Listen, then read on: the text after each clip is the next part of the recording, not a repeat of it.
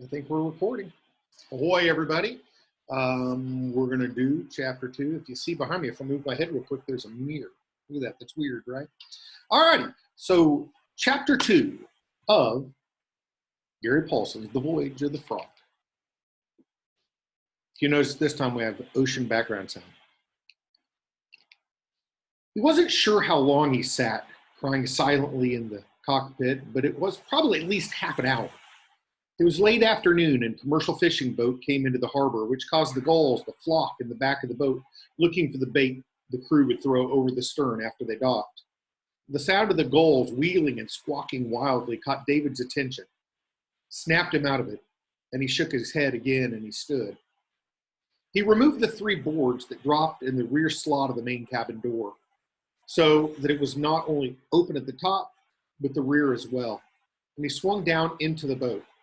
The smell was still there, although now it was more of a mold and mustiness. He stopped and looked at the cabin. She was, in reality, a small boat. 2 steps came down from the cockpit to the cabin floor.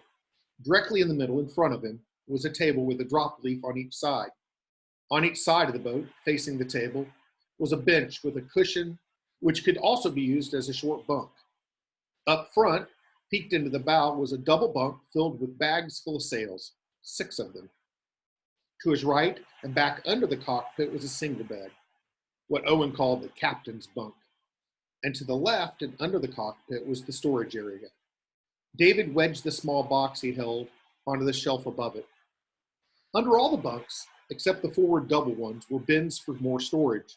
No wasted space on a boat. And under the double was a water tank, which David thought held 20 gallons. He couldn't remember how much exactly Owen had told him, and somehow it wasn't very important to remember everything Owen had said. 20 gallons? Maybe. They had been sitting in Fry's Cove on the island of Santa Cruz, and Owen had said how important fresh water was to the old sailing ships. Then they had to put masks on and had gone over the side, and Owen had shown him 2 abalone stuck to a rock, and he plopped them loose with a screwdriver and brought them and cleaned them and fried them in butter, real butter. David had never tasted anything so wonderful.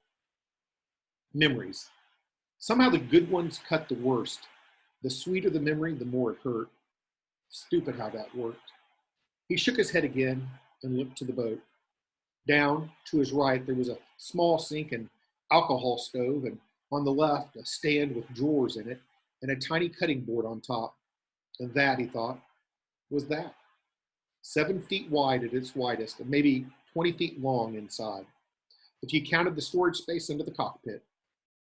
On the back of the cockpit, sealed off from the inside of the boat and only reachable from the outside, was a small hatch compartment called the lazarette, which housed the outboard motor, a 5-gallon gas tank, and a battery. Owen hated the motor, sneered at it, and called it a cast iron mainsail. And David had never seen him use it, not once.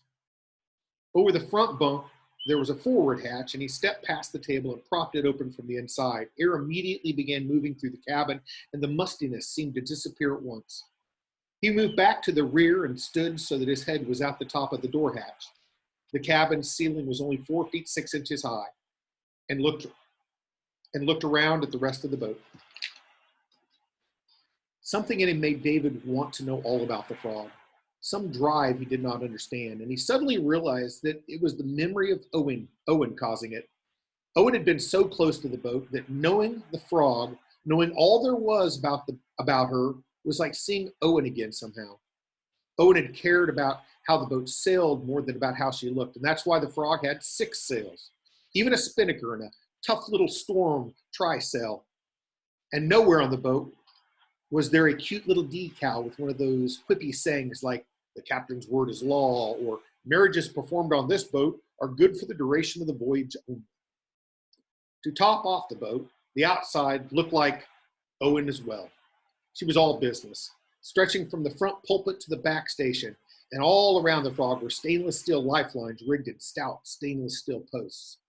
The mast was laminated spruce, a rectangle, and the boom was also spruce, but attached at the right angle to the mast with worm gear and crank arrangements, so the boom could be rotated to roll down part of the mainsail in a strong wind, an action called reefing, a way of reducing the area of the sail. He knew the crank was in the hardware drawer under the sink. In the same drawer was a sewing kit for repairing the sails, another crank handle for the winches in the cockpit that tightened the jib, and some hand tools, a couple of wrenches, a pair of pliers, and a set of screwdrivers in a plastic package. Everything, Owen once said, needed to sustain life. David thought of the small box on the shelf below. Life. All that Owen had been reduced to a small container of ashes. Life. He moved forward into the cabin again and took the sail bag labeled Maine and carried it up top. On deck, he opened the bag and pulled at the skiff decon cloth until it billowed out. It also smelled musty. And he started the fasteners up the track on the mast, heaving down on the lanyard, the rope that hoists the mainsail, as he added each fastener to the track. As he pulled them up, he also pulled the bottom edges fasteners out along the boom and put the stiffening boards, the battens, into little pockets along the trailing edge of the sail, so that when it was all the way to the top of the mast, it was also out on the boom. The evening breeze kicked against the sail, making it slap back and forth, and he smiled, thinking of Owen again. The slapping of the sails was called luffing, and Owen said it was one of the few words that sounded just like what it meant. They'd been sitting at the dock, joking and drinking cokes. At the comment triggered a whole string of words that sounded like just what they meant. Finally, David looked up as a pelican let down the side of the mast. He said, "Poop," which led Owen to mention that the back of the boat was sometimes called the poop deck. He wasn't sure, but it was probably because they used it to go to the bathroom over the stern, and the thought set them off into making conversation, actually using all the words they could that sounded the way they meant. Ashes. Not life now, but ashes. David let loose the ropes, sheets, and held the boom so the mainsail could luff easily and went below for the jib. He clambered up into the bow and clipped the snaps of the jib sail to the forestay, the cable that runs from the tip of the bowsprit up to the top of the mast, and hooked to the top or head of the sail to the jib halyard and pulled it up. The jib was loose, without the benefit of the boom to hold the bottom edge stiff, and it slapped mightily in the wind, like a wild rag.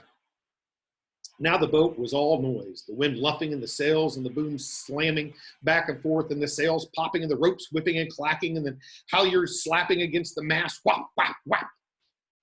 The sound somehow made the boat feel urgent, as if she were important and ready to go. And David knew then that he was going to take her out. He took a moment and put on a life jacket, buckling it tightly. He had told his parents he'd be spending the night on the boat in the marina, then sailing out the next day to leave Owen's ashes in the sea. And when he put the sails up, he simply had that in mind, that he'd air them out and then drop them and tie them until morning. But all that was different now. There was a fair breeze and no clouds in sight, and it seemed a perfect night to go sailing. He'd only a few times sailed out at night with his uncle, but he knew it was Owen's favorite time to sail, and this was Owen's trip. This was Owen's last trip.